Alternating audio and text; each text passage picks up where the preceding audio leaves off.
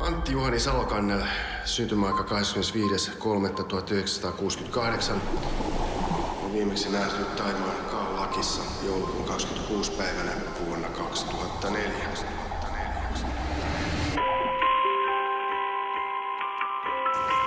On syytä olettaa, että Salokannel on menehtynyt. Mä olen just vasta äskettäin tajunnut, että Antti on oikeasti kuollut. Mä en ole vieläkään tajunnut, että se petti mua vuosia. Mun avioliitto on nyt purkautunut. Oikeat avioliitot ei purkaudu, ei meidän suussa. Kaikki eroo. Mulla on toinen nainen. Mua ei jätetä! Kaikki jättää. Kaikki pettää. Anna mulle anteeksi. Vie toiselta kaiken, minkä pystyy. Kaikki rakastaa ihan väärää ihmistä.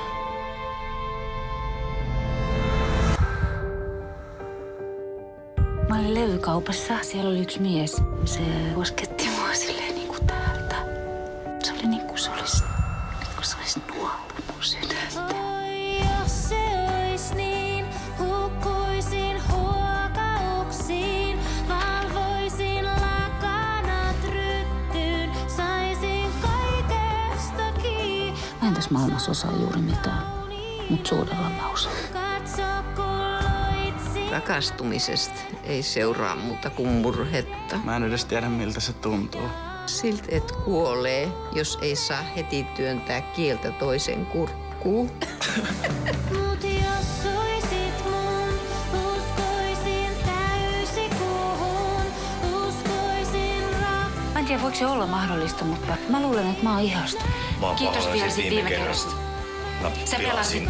Moi Lili, sä oot rakastunut. Katso, kun loitsin mä teen meille hiiden ja veden ja aamun uupuneen. Tulin sanomaan sulle yhden asian, niin mä halusin nähdä sun kasvot, kun mä sanon sen.